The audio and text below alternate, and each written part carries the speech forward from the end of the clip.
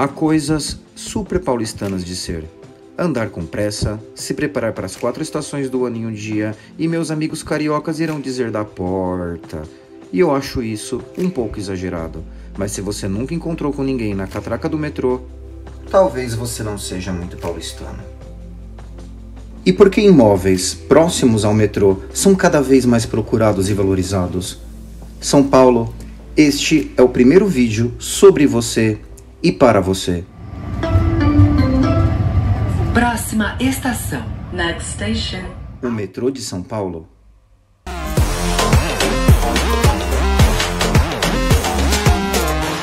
What's next?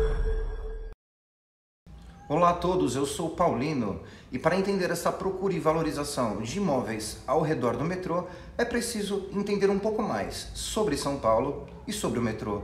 Vamos direto ao assunto? Está em operação desde 14 de setembro de 1974. É o maior e mais movimentado sistema de transporte metroviário do Brasil. São 104,4 quilômetros de linhas ferroviárias apenas no metrô. 6 linhas, 91 estações até o momento. Ligação direta com toda a rede metropolitana de trens. Mais de 7 milhões de passageiros por dia, segundo a Agência Nacional de Transportes Terrestres, ANTT. 75% de todas as pessoas que utilizam trens e metrôs em todo o Brasil são transportadas pelo sistema metroferroviário paulista. 370 quilômetros de malha ferroviária até o momento e com uma única tarifa.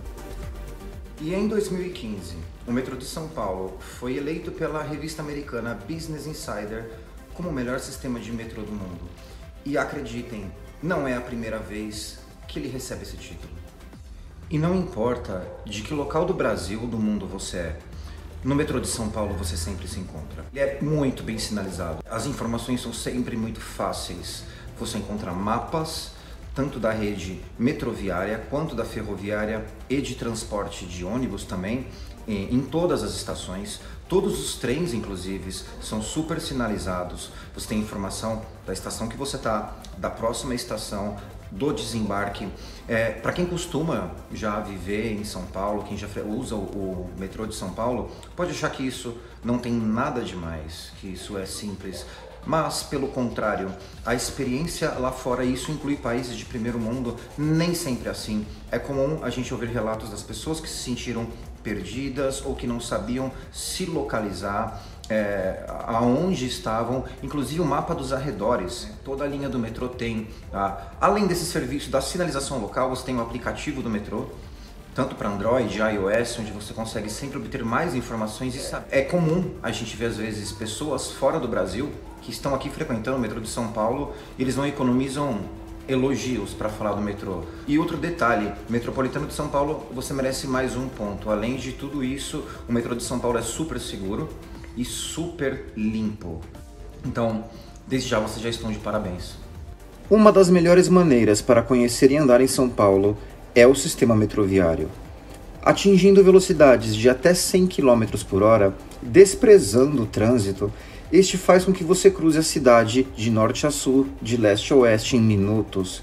E ainda tem a questão do custo único de passagem se quiser ir para outras cidades da região metropolitana usando o sistema metroferroviário. Eu poderia estender por mais de 5 horas de vídeo mostrando todos os passeios de lazer e cultura que o metrô de São Paulo deixaria você perto. Mas eu acho que isso não seria uma boa ideia. E como gostamos de praticidade, estou colocando aqui um pouco de tudo ao mesmo tempo. E sei que se for o caso, você irá pausar para saber. E pesquisando sobre mais atrações próximas ao metrô, apenas para constar nestes textos que estão vendo, acreditem, tinha muito mais. E de novo, vocês iriam se cansar com o vídeo. E ainda não incluí opções de bares, restaurantes e casas noturnas próximas ao metrô. E olha que tem muita gente que diz que em São Paulo não tem nada para fazer a não ser trabalhar, que não há nada de interessante e tudo é só caos. E eu sinto muito em decepcioná-los. Na verdade, não sinto não. São Paulo é incrível. Está sempre de portas abertas para o Brasil e o mundo, e o metrô é seu guia. É seu bom vento que guia sua embarcação para fora da tempestade. Ou dentro dela, se assim você quiser. Porque São Paulo é tudo isso. E com certeza, muito mais. E o metrô não para. Durante a madrugada é feita toda a manutenção dos trens e das linhas, inclusive a higienização. As linhas que são lavadas todos os dias, até para não deixar aquele resíduo de borracha de freio do metrô dentro das estações, até que isso ia prejudicar muito a saúde de todos. Mas a higienização do metrô, das vias, dos trilhos, dos trens e a manutenção ocorrem durante toda a madrugada. Durante meu segundo ano como corretor de imóveis, eu atendi um cliente com um pedido um pouco incomum. Ele era um cliente de altíssimo padrão, procurava um imóvel de no mínimo 340 metros e ele fez uma exigência, foi super peculiar, que ele disse: Paulino, eu só faço questão de uma vaga boa, mas é imperativo que seja próximo ao metrô. Eu não consegui esconder a cara de espanto, né? Porque geralmente esse perfil de cliente não usa muito metrô, não se preocupa muito em usar transporte público. Eu perguntei o porquê, eu não consegui evitar a cara de espanto e perguntar o porquê. E ele disse que um dia ele teve algumas fatalidades ali para chegar ao trabalho e acabou se arriscando a usar o metrô.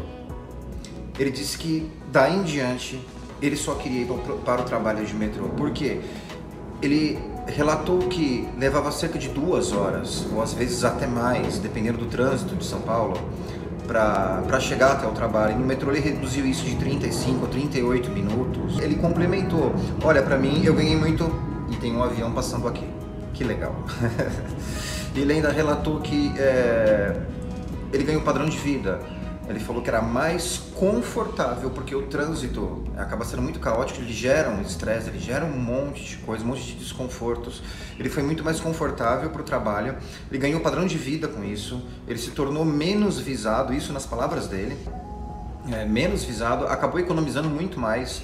E o padrão de vida, ele falou: eu consigo acordar até um pouco mais tarde para ir para o trabalho. O trânsito de São Paulo realmente ele me prendia, e aí eu continuei sem querer fazer polêmica, mas por que o senhor nunca havia usado o metrô? E ele disse: eu tinha um tremendo de um preconceito com o metrô de São Paulo, e isso foi devido à minha primeira viagem a Nova York. Eu fui para Nova York e eu resolvi pegar um trem lá, pegar um metrô. E ele relatou coisas que deixaram ele assim impressionado, pela sujeira, falta de segurança, entre tantos detalhes que eu não vou pontuar tudo aqui. E ainda ele terminou falando: meu preconceito foi tão grande que eu pensei que se em Nova York fosse assim, que é primeiro mundo, imagina aqui em São Paulo, imagina no Brasil. E essa foi a melhor decepção que eu tive na vida. E aí foi a busca por esse perfil de cliente para um imóvel que fosse próximo ao metrô, nessa característica. Então, hoje não importa se o imóvel ele é popular, médio ou alto padrão, a procura, pelo fato de ser próximo ao metrô, devido a todas essas facilidades, aumentou muito. A procura está muito grande, a valorização está muito grande, e eu espero que de repente com essas informações fique um pouco mais claro. Porque imóveis próximos ao metrô, eles tendem a valorizar muito e tem uma procura muito grande. E são todos os públicos, todo mundo frequenta o metrô de São Paulo. E não tem muito essa divisão social de quem vai frequentar o metrô de São Paulo. O metrô, todos usam o metrô. E tem mais um detalhe bastante peculiar e bastante interessante.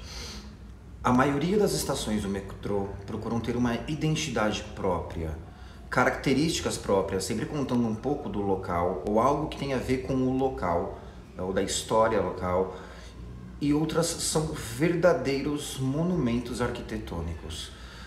Sem contar que parece que a carência que existe de convívio com a arte, isso é levado muitas vezes para dentro do metrô. É comum você sempre ver alguma exposição, mesmo pequena, mas isso espalhado em diversas estações, algum movimento relacionado à música, algum convívio com arte e história também.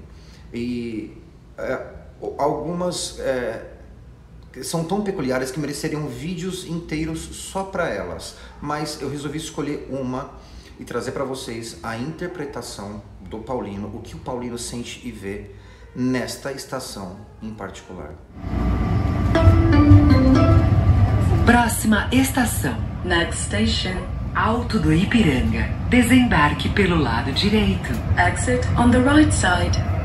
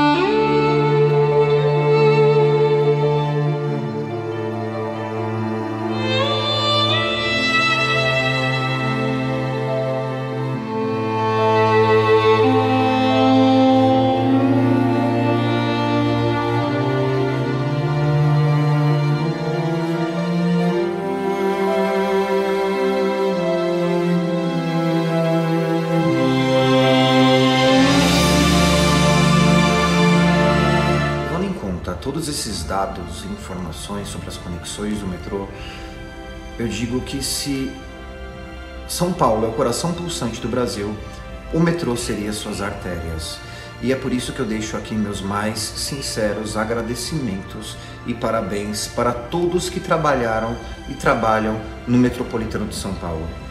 Muitíssimo obrigado.